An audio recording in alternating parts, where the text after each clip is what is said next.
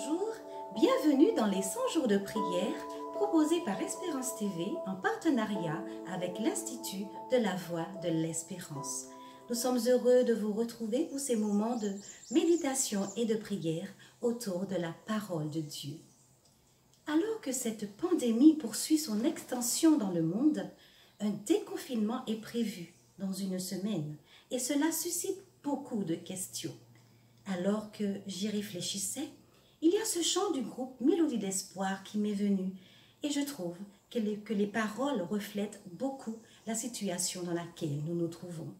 Ce chant dit ceci. Où est le chemin dans ce monde en perdition? Où est la vérité dans ce monde de mensonges? Où est la vie dans ce monde plein de morts? Avez-vous la réponse? Je suis sûre que vous la connaissez. Jésus-Christ est là, réponse à tes questions. Jésus-Christ est là, seule solution. Alors, chers amis, que tardons-nous? Allons vers Jésus. Il est vraiment la seule solution. Aujourd'hui, notre sujet de prière nous invite à croire sans voir. Tel est le thème de notre réflexion du jour. Croire sans voir. Pensez-vous qu'il soit possible de croire sans avoir vu? Ouvrons la parole de Dieu et voyons ensemble ce qui nous est proposé dans le texte du jour qui se trouve dans le livre de Jean, le chapitre 20, au verset 29. Je vous invite à lire avec moi. Heureux ceux qui n'ont pas vu et qui ont cru. Ce passage nous interpelle sur la réaction de Thomas. N'étant pas présent avec les disciples lorsque Jésus s'est montré à eux, Thomas a voulu voir pour croire. Il a refusé de croire sans preuve et par la suite, Jésus s'étant montré à lui, l'invita à ne pas être incrédule. Et maintenant, chers amis, j'aimerais vous inviter à méditer sur les questions suivantes. C'est une chose de croire au miracle quand il devient tangible et que vous pouvez le voir de vos propres yeux. Mais qu'en est-il lorsque vous ne voyez ni les réponses, ni les miracles, ni les anges, et que vous ne ressentez pas la bonté de Dieu dans votre vie? Auriez-vous encore une confiance fidèle en Dieu, même si vous ne comprenez pas? En réfléchissant à ces questions, je vous invite à rechercher les références suivantes pour plus d'informations sur le sujet.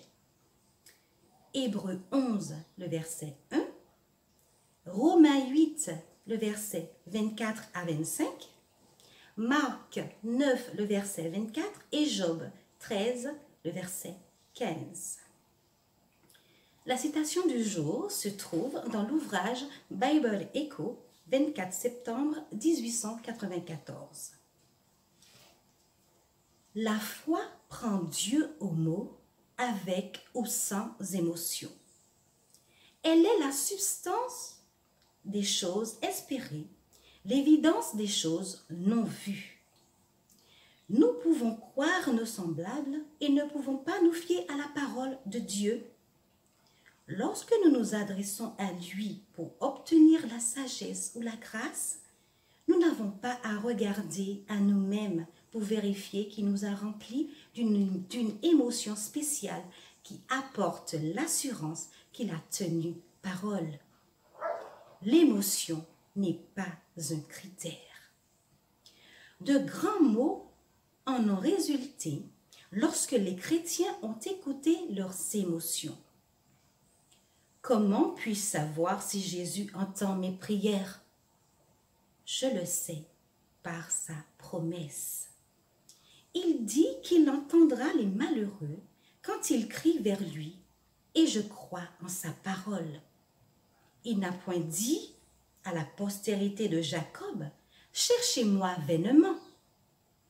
Si nous marchons dans la lumière, nous nous approcherons du trône de la grâce avec une sainte audace. Nous pouvons nous réclamer des promesses de Dieu avec une foi vivante et prier avec ferveur. Bien que nous soyons faibles, errants et indignes, l'Esprit vient au secours de nos infirmités. Après avoir présenté notre requête, nous ne devons pas l'abandonner, mais au contraire dire, comme Jacob, lorsqu'il a lutté toute la nuit avec l'ange, « Je ne te laisserai point aller, que tu ne m'aies béni. » Et comme lui, nous vaincrons.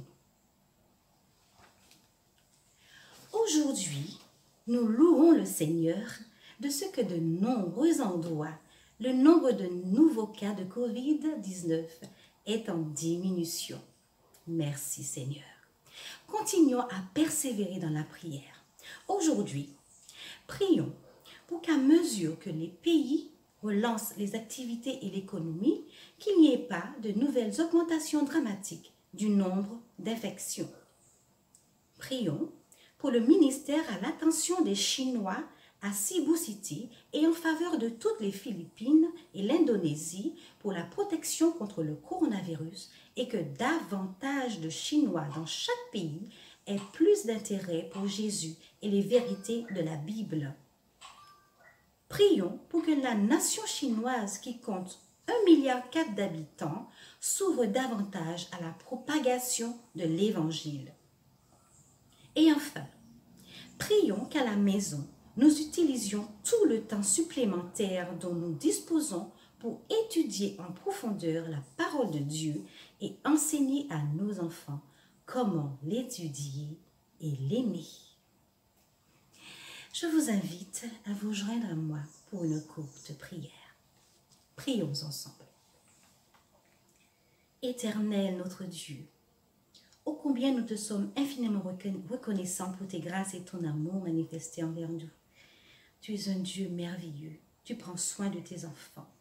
Merci Seigneur pour tous tes bienfaits et merci pour le pardon de nos péchés. Aide-nous Seigneur à croire sans voir, que nous ne soyons pas incrédules. Aide-nous chaque jour à marcher avec toi, que nous puissions faire le grand pas de la foi. Éternel notre Dieu, nous te présentons chaque sujet. Puisses-tu, Seigneur, puisses-tu, Éternel notre Dieu, faire au-delà de ce que nous attendons de toi, parce que tu es un Dieu merveilleux. Merci pour ce que tu feras déjà. Nous te disons merci, Éternel, que ta paix, ta grâce soit sur chacun. Au nom béni de Jésus, nous t'en prions. Amen. Je vous remercie d'être resté à l'écoute. Prenez soin de vous et bon courage à tous. À bientôt.